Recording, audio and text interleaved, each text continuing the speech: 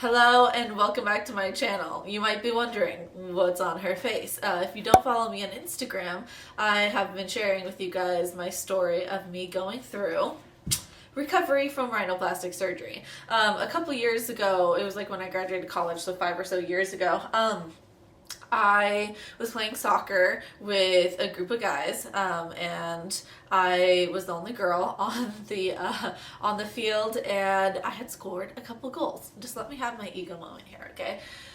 I scored 2 goals, and the guys were pissed at me. One guy in particular. I play outside mid. And so was the other outside mid who, we were defending each other, who we just like had a tiff. He was like super mad because it was 2-0 at that point. And so anyway, so me and this guy, we are chasing after the ball. I'm playing defense, so he's trying to score. We're on his side, and I'm trying to get the ball from him, and he finally gets away from me, and he goes like this to like wind up to kick the ball, and boom, elbow, nose, they connected. My nose literally went like that, bone sticking out here, bone sticking out there, and I ran to the emergency room, and they wanted to put me under and like put my nose all back together, but I'm deathly afraid of going under anesthesia, which obviously got over now. But I was at that time deathly afraid of that, and so I actually had them break back my nose in a couple days later, which was stupid because then it all like set. But anyways, most painful thing in my whole life was having them re-break back my nose when I was fully awake, and there was no numbing anything. I didn't even take Advil at that point. I was like, no, I'm just doing this all natural. So stupid. But anyways, I ended up having a collapsed left septum and couldn't breathe from the left side of my nose for like 5 years, which is really, really bad. I noticed it a lot during yoga. I couldn't sleep at night, yada, yada. I finally had to face my fears and go and get my nose changed. I worked with 2 doctors, an ENT who worked on straightening out everything to make sure that I can breathe through my left nostril, and then I worked with a cosmetic surgeon to get everything nice and back in place. So the reveal is actually coming later today, so I don't know why I'm filming this now with all this on, but full effect here. Anyways, today I'm doing a video, guys, to share with you the foods that I really focused on pre-surgery and post-surgery to help me heal. I went into the doctor's office yesterday actually to get a stitch out, and she was like, whoa, like, are you kidding me? Like, you have like no black eyes, you're not puffy, you're like, well, I am a little bit puffy and it is hard to kind of move my mouth, that's why my voice sounds weird. But she was like super, super impressed. She's like, I've never seen anyone like recover this quickly. And I've been watching a lot of like Instagram like nose recovery things, and I'm like, yeah, it takes people like weeks sometimes to get rid of those black eyes.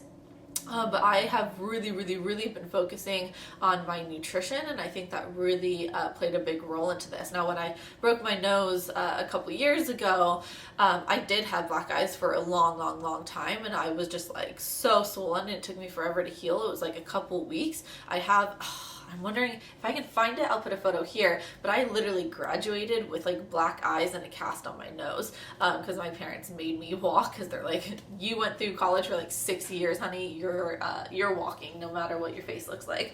But anyways, so I was vegan at that time, and it took me a really long time to recover. Now I did things completely different, and look at my eyes, like there's hardly any like bruising or anything, which is amazing.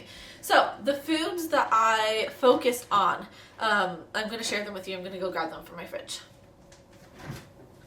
So I'm going to show you guys the foods that I really focused on to help me recover. Now, the reason why I'm sharing these foods, you're like, I'm not going through surgery, why would I need this? Well, surgery and recovering from energy debt is kind of very similar. Like, you're going to want to really focus on nutrient-dense foods. You're going to want to make sure you're getting in a lot of nutrition. So yeah, what's going to help your body recover from surgery is going to be what helps your body recover from an eating disorder or from amenorrhea or energy debt. So these are all things that I'm like, this would be a great thing for you to add in. This is stuff that I talk about in my course, and my recipe ebook has like all of these things and yada yada. And so this stuff is really, really important. So I'm going to go through these couple things. There's just a couple, and then I'm actually going to make a smoothie, and I'm going to talk about another little experience I had due to weight loss and surgery. So stay tuned. Okay, so first things first, the food that I really focused on eating before and after surgery is you may be like, what the heck is this? I put it in this little thing because I literally just had it in a Ziploc bag and it looked like poo in a Ziploc bag, to be honest. So put it in this little thing so you guys can see. This is just pate. I got my pate. A lot of people have been asking me that. I honestly, like, I've made it before, but there's just so many things that's like, the grocery store just makes it better, right? So I get my pate from Costco or from Trader Joe's. I love their two pates that they have. And so this pate is ridiculously nutritious. I'm going to put here on the side the difference between the vitamin content of steak compared to pate. But you can see that compared to the steak, like, liver has so much more vitamin A, has so much more vitamin D, has a lot more B12. Like, there's so many things that it has way more. So this is just like, this is nature's superfood. Like, move over, kale. This is bioavailable. This is a traditional food that has been utilized in so many different cultures as something that is like super nutrient dense and good for you. So I'm French. I grew up eating pate. It is a required taste, but try it out, give it a go, eat it on toast. Like, that's the best thing that you can do. Yeah, this stuff is super nutritious. So I try and get in pate at least once a week in just my regular life. But post surgery, I actually was eating a little bit of this every single day. And I think that was like, that really helped. Tons of iron and stuff in here. Now, the next thing that I did, I really couldn't eat, which is why pate was so great, because it is like really mushy and I could get that in. But I was doing a lot of smoothies, and so I really focused on collagen, making sure that I add enough collagen into all of my drinks and smoothies that I was eating. Collagen is super great for repairing the gut lining. I went through a whole round of antibiotics and steroids and pain meds, so my gut ain't like, my gut hurts. But collagen is really great at repairing the gut lining. Collagen has a ton of amino acids, things that you don't find necessarily in muscle meat. So you could be eating chicken all the time, but you're not necessarily getting the amino acids that collagen has. So we used to eat very nose to tail, just ancestrally. We used to do big stews. We had the bone marrow, we had the chicken feet in there, like all the cartilaginous parts of the animal in these big stews, and we would eat that. And it's super important because that offers us the whole array of amino acids, and it helps balance out some of the amino acids that we can find in muscle meats. And so collagen is super important in just like kind of making your diet a little bit more complete. It's also super great for hair, skin, and nails, which is something that, like, when you're struggling with, an eating disorder or, just a malnutrition and energy debt, this is something that I'm like, dude, this is so easy, because this isn't like filling. You just literally put a scoop of this in whatever you're drinking. Water, coconut water, orange juice, anything like that, and this is super great. So I'm going to make a smoothie in a little bit, and you're going to see me put a scoop of this in there. Now, the next thing and the last thing that I wanted to show you guys is, let's see here, there we go. Raw milk. So I am a huge supporter of raw milk. Now, does that mean that I am petrified to touch pasteurized milk and that, oh my gosh, if something's not raw, I'm never going to eat it? No, like, not at all, guys. In fact, I usually do like half and half. I'll buy pasteurized, then I'll buy raw, then I buy pasteurized, then I buy raw, just because this is like $10. Raw milk is really pricey, unfortunately. But the reason why I really focused on making sure I drank, like, oh gosh, I've gone through so many of these. I think this is like my sixth one that I've gone through just in like the past week. So I've been trying to get almost like a good amount, like at least a year every single day. So more than half of this a day. The reason why I love raw milk is because it has so many probiotics and enzymes and a ton of just bioavailable nutrition in it. During the pasteurization process, unfortunately, all those good, probiotics and enzymes and stuff, they get heated and they get destroyed. And so I really am a big supporter of finding a good quality, safe raw milk, and supplementing that in. This is my personal opinion. I'm not telling you what to do, okay? This is just what I like to do. And so I think the taste is super, super great. This is whole milk. You can see, actually, I'd already shaken it, but this morning there's like a thick layer of cream on top, which is so great. So it's not homogenized, not pasteurized, and it's just like pure from the cow milk, and it offers just such a great amount of nutrition. When I was recovering from my eating disorder and trying to get my period back, I drank 2 huge glasses of milk, and I would put like honey and ghee and stuff like that in it every single day. In the Get Your Phone course, I have a whole recipe ebook, and there are like at least 6 recipes of like special like yummy milk drinks, like date and cardamom, and yeah, you're gonna have to, I can't remember everything, you're gonna have to just look at that, but I specifically put those in there because I think that doing milk, and specifically raw milk, is like super, super supportive for your recovery. One last thing here, you guys, something that I have been doing, is just sauerkraut. Also, again, I was on antibiotics, and so my digestive system needs a lot of help, and so just getting in those good probiotics is sauerkraut. I'm going to make a smoothie, and then I'm going to tell you guys this story about weight loss and crazy experience I had. Okay, let me get my blender. Alright, pretty much what I'm doing for this one, I'm going to move the camera here, guys.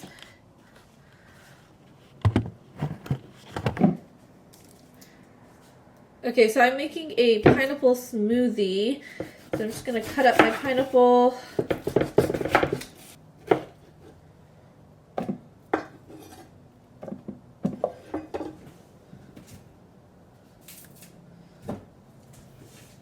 I'm going to put in a banana.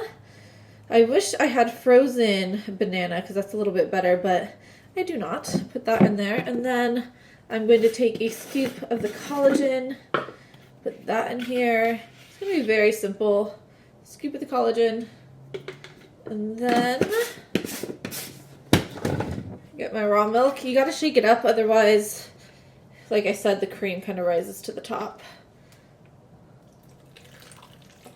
I like my smoothies thick, so not doing too much of that. Great, let's go blend it.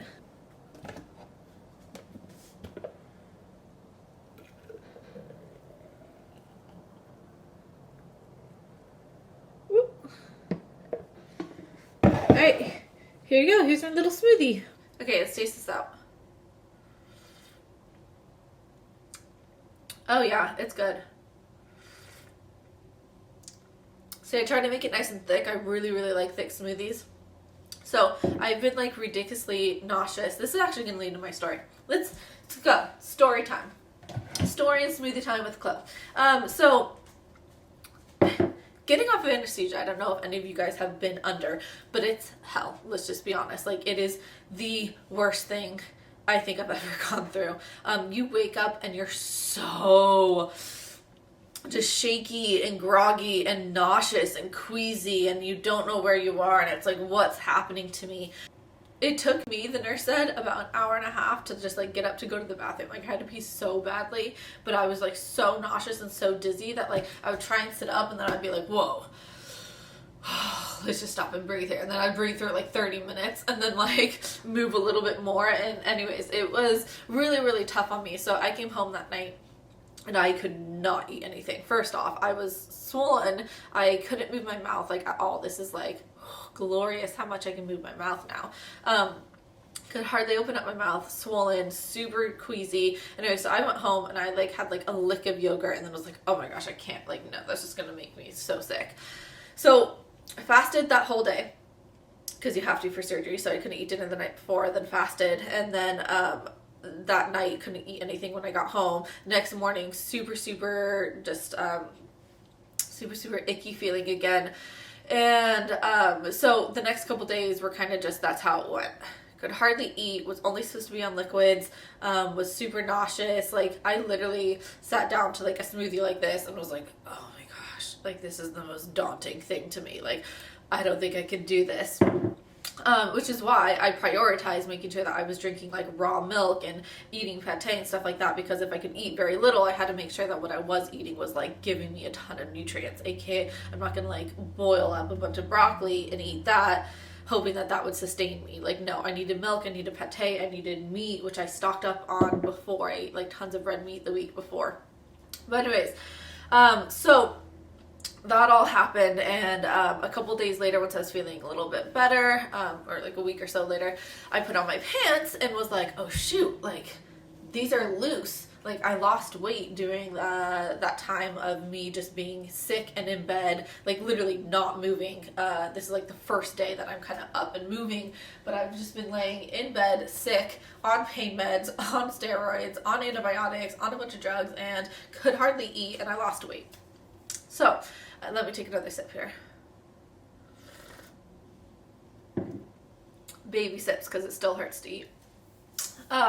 So I went to the store to pick up another round of meds, and I bumped into an acquaintance, and she like saw me. She's like, oh my gosh, look how good you look. Like, well, besides my face, but she was like, your body's so fit, you're so strong, wow, you're so skinny. And I like literally was sitting here and I was going like, oh my gosh, like this is literally so wrong, because here I am, I'm like, I just lost weight because I literally was like dying in bed after coming out of this surgery, going on anesthesia, being so queasy and nauseous, and like I could not nourish my body properly, and I was on a bunch of drugs, and here I get a compliment on my body.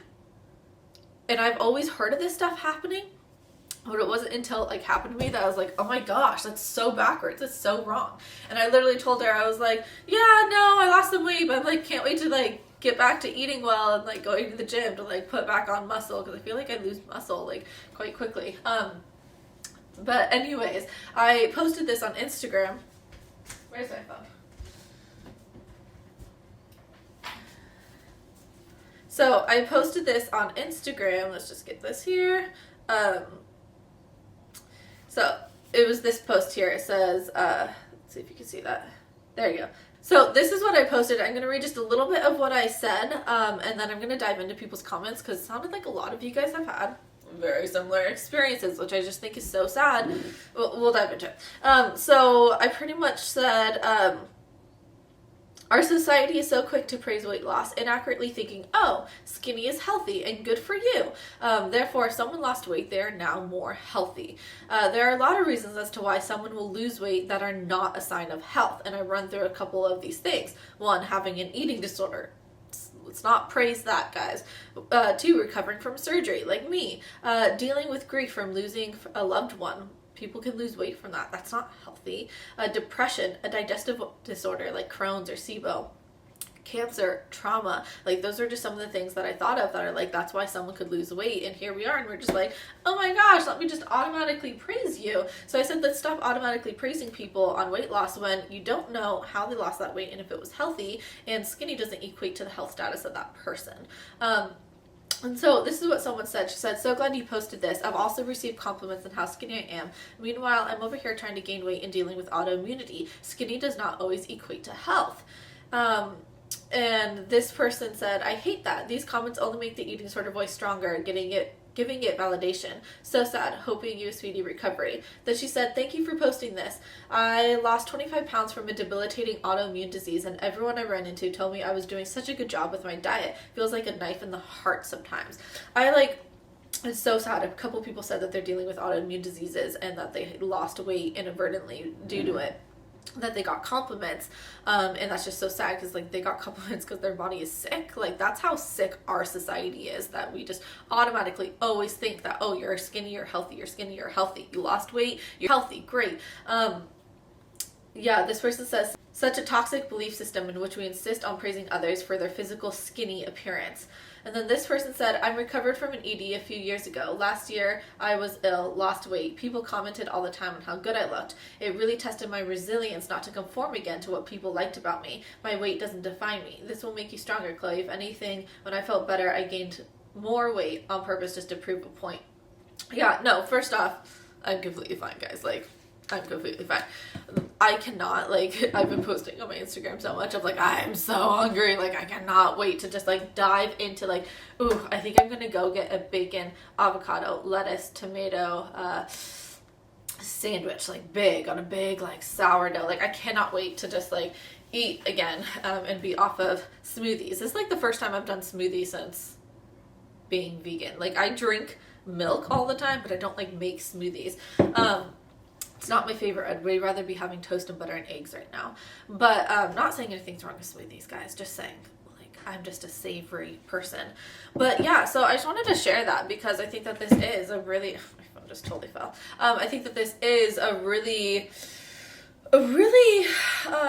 sad thing that we have this going on, that society's, again, just so quick to praise the weight loss without any, like, how are you? Especially when it's like, I walked into the grocery store and was like, obviously dealing with something here, right? And like the first thing she had to mention was not like, oh, are you okay? What happened to your nose? The first thing she mentions is, oh my gosh, you look so skinny. And I'm like, cool, thanks. I've been in bed for the last like week, but you don't want to know about that, right? You just want to know about how I got skinny. Anyways, I will definitely within the next week or two get back up to my weight that I was at before. That just felt really comfortable for me. I have no worries, and it's not like I'm still at a very healthy weight for myself. I still weigh more than my sisters, and they're super healthy, so not in any worry about that. I just noticed that, yeah, pants are definitely feeling a little loose, and I've noticed that like I've just lost some muscle and stuff like that, but that's fine. I will regain it back because I'm doing things like this, and I'm gonna start eating a lot more once this cast gets off. But anyways, that's it for today's video. Don't want to make this too long. Whew, we're getting to 30 minutes here. Okay, cheers. I'm gonna finish this. It takes me forever. Ugh, so annoying. Okay, I'm gonna finish this, do some computer work. I have been out, guys, like completely out, so I have not looked at my computer, my emails, my DMs, anything in like a long time. So I'm getting back to work. I think next week I'm going to try and work a little bit today, but still feeling nauseous and out of it. So bear with me. One last little thing. For all of you guys who have signed up for the Get Your Flowing course, so freaking excited. It's starting the second that I'm feeling 100%, which I calculated is going to be around February 14th. So doors officially open February 14th. You should have gotten an email. If you want to join us and get in, join the course, learn how to really nourish your body and get your period back, then make sure you click the link below and you join the Get Your Flowing course. There is a little coupon code down below for you guys, $400 off the course, which I'm doing only up to February 14th. So make sure that you claim that $400 off and that you join the course, because it's going to be a game changer for those of you guys who are struggling with this and need the tools, the inspiration, the support, the education, all of that. It's all there in the course. Super excited. I'm going to be in the course. I'm going to be doing cooking demos with you guys in the whatchamacallit, in the group, in the community group. I'm going to be doing AMAs. I'm going to be answering your questions, yada yada. Super excited. So make sure you join the course. I will see you guys next, hopefully with a more beautiful face on. But thanks guys for watching this video, and make sure you subscribe. Cheers.